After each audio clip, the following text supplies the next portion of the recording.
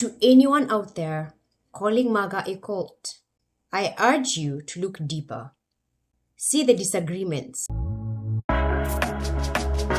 Kenyan Hippie. Hello everyone, oro anyu, como esta, habari zenu, guten tag, konnichiwa, and all the other greetings. It is Kenyan Hippie back with a new video. I hope you guys are doing well. I hope your week is going okay. If you are a returning subscriber, thank you so much. It helps when you guys interact with my content because it boosts the algorithm, because I have been a little bit shadow banned. If you just came across my video, hi, or my channel, hello and welcome. I hope you will stick around and learn something. Today we're going to be talking about something I have touched on briefly, but I decided to make a whole new video because there have been a lot of development. Okay. Maybe some of you have seen this, but there's been this, people are calling it the MAGA fights or infighting or the conservative civil war. And this time it is because he has done the unthinkable. Matt Walsh has had the gall to call for unity on the right and refuse to betray his friends. Online right now, I shouldn't say ridicule, it is far more aggressive than that. The scrutiny that he is facing online right now is probably the most ridiculous outrage that he has ever faced. And it is simply because he said that he wants to unite the entire right wing, flaws and all, and that he will not cancel his friends to do it. And I think we all know why people are so angry, but it's because this entire conversation did not just start 48 hours ago. It goes back to right after Charlie Kirk's assassination. Now, like Nick Fuentes or Alex Jones, Candace Owens, Tucker Carlson, even Megyn Kelly. And I would like to address that today. I prefer to see the glass as half full instead of half empty. And if anything, this has shown us that MAGA is not a cult that the leftists were calling us for the longest time.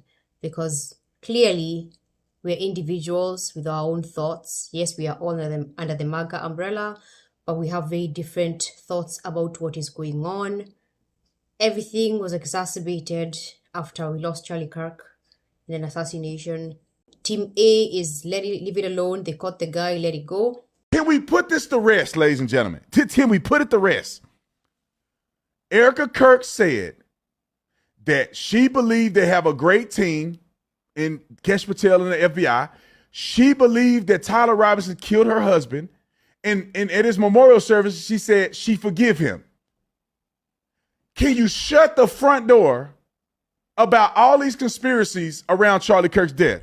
Team B is I have questions and I need answers. People to mistake what's happening right now or to wrongly assume my intentions here. So allow me to be very explicit, okay? I want war with all of you, okay? All of you. And there's a reason. I'm going to get to that reason in a little bit, but I want war with all of you. So write your articles, issue your statements, email the White House, reach out for comment, okay? Say whatever it is you want to say about me. I want war with all of you. Because I know this isn't right. And there is no way you are going to convince me and the rest of the world that all of this is normal. We're not just going to keep on going and jump into a succession plan. We're going to figure out what the hell happened on September 10th first.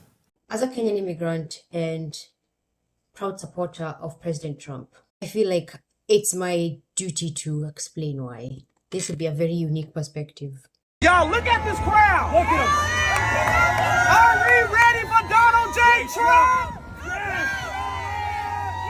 We have finally been unburdened by what has been.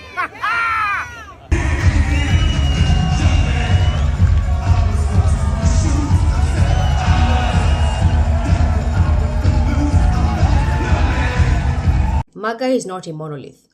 Even with conservative circles, there are numerous debates and disagreements. And unlike a cult, which demands blind loyalty, suppressed dissent, MAGA is very diverse and vibrant with many voices. These are very outspoken conservatives who often challenge one another and the establishment. Tucker Carlson, for example. And I know there's a controversy there. You're a fan of Stalin's.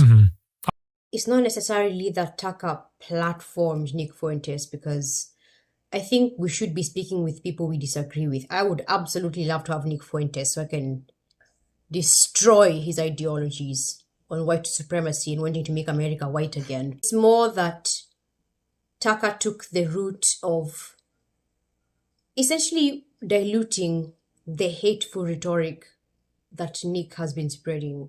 And as someone who has been exposed to people like Tucker Carlson, who has carved his path as a critic of both the political left and elements within the MAGA orbit, I loved seeing him pushing back on such policies or statements that did not align with his vision for America. The Republican Party completely betrayed its voters by obsessing over Israel. That's just a fact. Like, what is this? It's a country of 9 million people. I'm not against Israel. I visited on vacation. I've always liked Jerusalem. Is my favorite city in the world. The only strategic value Israel has is the extent to which we have to defend Israel. But take that out, and there's no value at all. We're a country of 350 million people. We're the most important country in the world, and our politics is, and practically every member of Congress spends all day talking about Israel. And if you're a normal person, you're like, I don't hate Israel. I certainly don't hate Jews. But what the hell is this? wait, and then it's like, shut up, you can't talk about it. But wait, why? We all want to make America great again, but we have different ideas of how that should happen. Some people believe we should cut ties with Israel altogether because it feels more like we are catering to Israel more than we are catering to America. The other people feel a certain way about the Epstein files and how the whole thing is being handled. But looking up to people like Tucker Carlson, who again, he's been an American sweetheart for a very long time as an independent journalist. But lately, people are feeling differently about him. And these are some of the reasons why. Candace Owens is another strong voice. She has never been hesitant to critique those even in her own political family if she sees issues that need to be called out. I am going to make reference to a few months ago when she criticized Trump publicly. And are you done with Donald Trump, or could you see a way that you would end up perhaps voting for him? Oh, you can't run again, obviously, but would you support him publicly again? So I want to be clear. I don't regret voting for Donald Trump above Kamala. I think he was the better candidate, certainly a better candidate above Joe Biden. But what I will say is that he's been a chronic disappointment. And I feel embarrassed that I told people to go vote for him because this wasn't going to happen and it is happening. But I just think that the picture of politics in America is going to look very differently because of his actions. So I don't know where we go from here. I really don't. But this is not the candidate that I voted for. I recall how many people were so angry with that. But then now, flash forward to today, and a lot of people share her sentiments. I find that very interesting. A lot of people are feeling let down by Trump because, again, of how the Epstein files are being handled. Even if he did just sign to get them released, I think it's more how the whole thing was handled, especially initially when people demanded answers and he just said, forget about it. You could see the conservatives struggling with that. One side, again, was like, leave it alone. We don't deserve any answers. It's not a big deal. It's a Democrat ploy to distract you.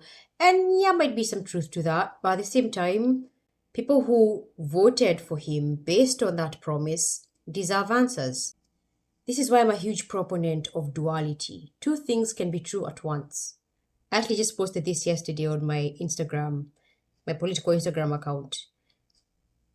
We can both recognize the work Trump has done and acknowledge the developments, because for what I voted for, I have gotten my promises fulfilled.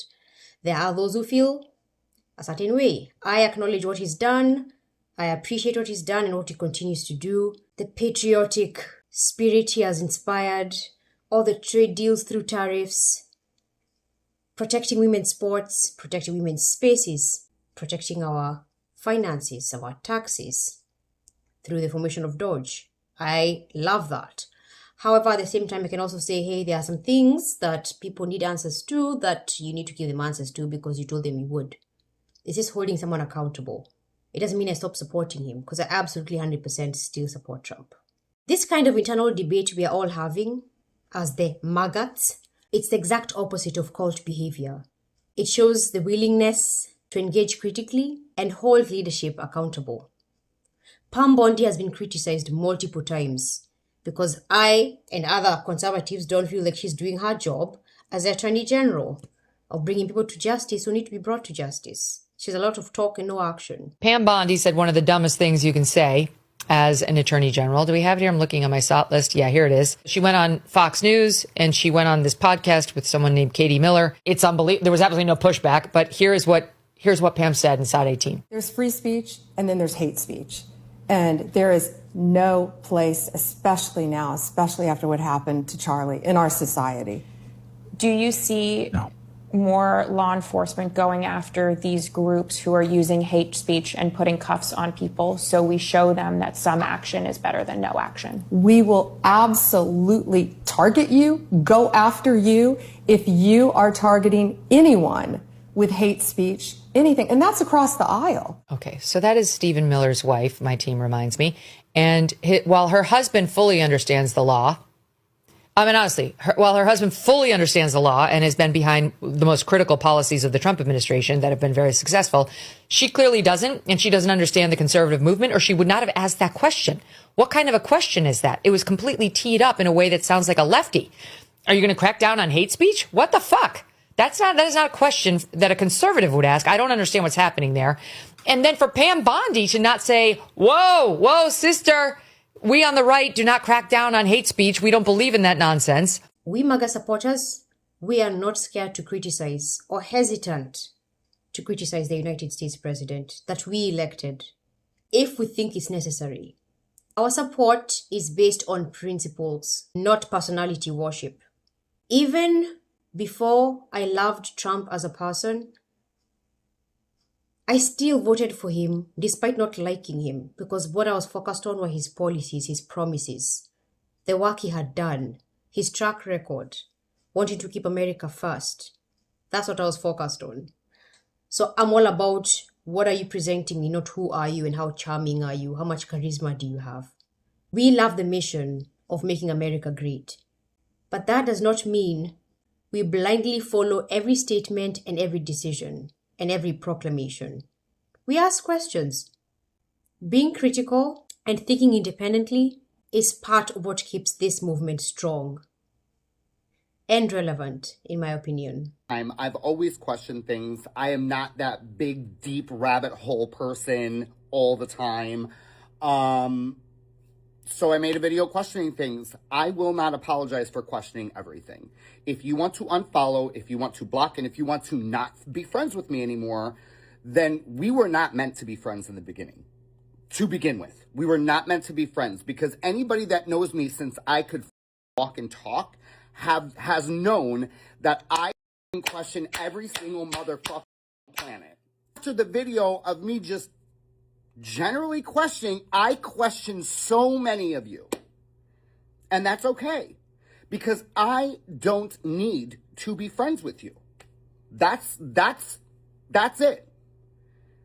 If one subject is going to make you say that we're crazy, that I'm crazy, all this and the other, we were never meant to be friends, boo-boo. You were never meant to follow me, boo-boo. Ever. For those of you that want to sit there and you want to, oh my God, Joe Biden's got a mask on. There's a seam. Oh my God, this person's been president the whole time. But not question this one. I question you. I also want to touch on why MAGA is a very powerful movement for me as an immigrant. Coming from Kenya, I saw firsthand what patriotism looks like. Love for one's country through hard work, respect for its institutions, and a passion to preserve the country's values. And MAGA, in my eyes, is about restoring those same values and putting America first.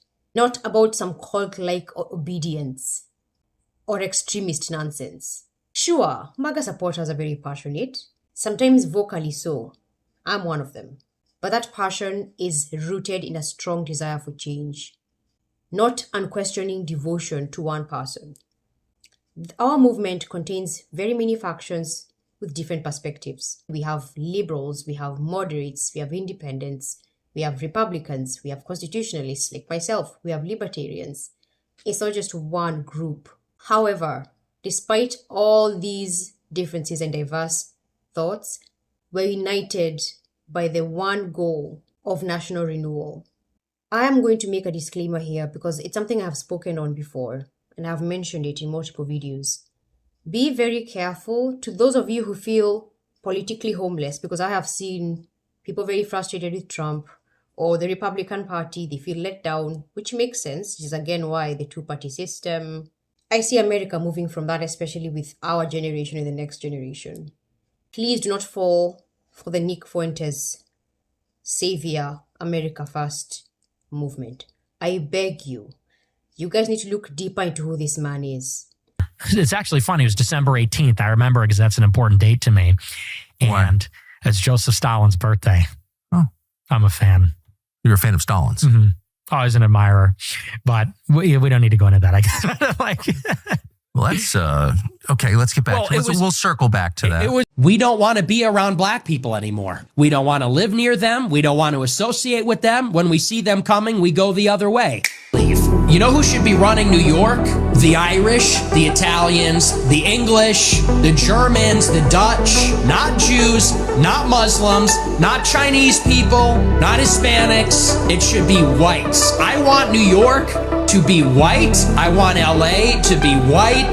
Miami can be Hispanic. We'll give you Miami. It's like a Caribbean nation at that point. And the blacks can have Atlanta. But we want LA, we want New York, we want Chicago.